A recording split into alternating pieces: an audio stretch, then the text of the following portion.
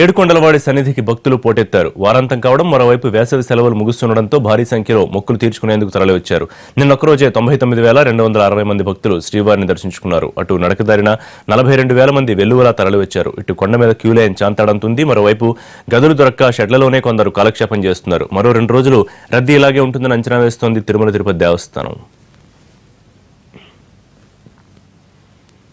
తిరుమల కొండపై భక్తుల రద్దీకి సంబంధించిన పూర్తి వివరాలు తిరుమల నుంచి మోహన్ అందిస్తారు. మోహన్, భక్తుల రద్దీకి సంబంధించి పూర్తి డీటెయిల్స్ చెప్పండి. తిరుమలలో భక్తుల రద్దీ కొనసాగుతుంది. వేసవి సెలవులు ముగుస్తుండడం, మరోవైపు పెళ్లిళ్ల సీజన్ కావడంతో శ్రీవారిని దర్శించుకుని మొక్కులు చెల్లించుకోవడానికి పెద్ద సంఖ్యలో భక్తులు తిరుమల చేరుకుంటున్నారు. దీంతో తిరుమల ఎటు చూసినా కూడా స్వామి దర్శనం కోసం భక్తులు క్యూలైన్ వేస్తున్నటువంటి దృశ్యాలే కనిపిస్తున్నాయి. వైకుంఠం క్యూ కాంప్లెక్స్ లో ఉన్నటువంటి 30 కంపార్ట్మెంట్ కూడా పూర్తిగా నిండిపోయింది. మరోవైపు నడక దారిని కూడా భారీ సంఖ్యలో భక్తులు తిరుమలకు చేరుకుంటున్నారు. మొన్నటి రోజున 35,000 మంది భక్తులు నడక దారిన తిరుమల చేరుకుంటే నిన్నటి రోజున ఆ సంఖ్య 42,000కు చేరుకుంది. ఇవాళ ఉదయం 11 గంటల సమయానికి దాదాపు 20,000 మంది భక్తులు నడకదారిన తిరుమల చేరుకున్నటువంటి పరిస్థితి.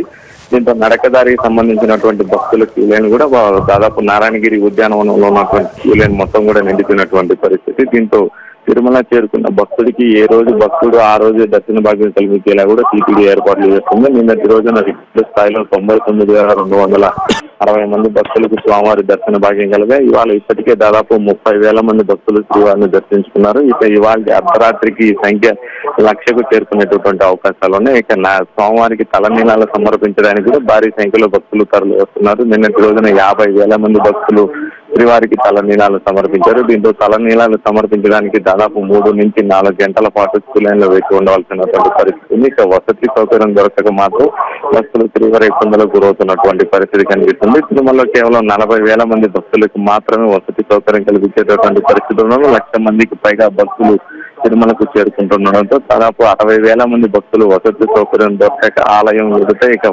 రోడ్లపై కూడా సేద తీరుతున్నటువంటి పరిస్థితి కనిపిస్తుంది. శ్రీవారి దర్శనానికి వచ్చినటువంటి భక్తులు క్యూ లైన్ లో వేచి ఉన్నటువంటి భక్తులకు మాత్రం టీటీడీ అధికారులు నిరంతరం పర్యవేక్షిస్తూ ఎప్పటికప్పుడు వారికి సౌకర్యాలు కల్పించే ప్రయత్నం చేస్తున్నప్పటికీ వసతి సౌకర్యం దొరకని భక్తులు మాత్రం ఇబ్బందులకు గురవుతున్నారు.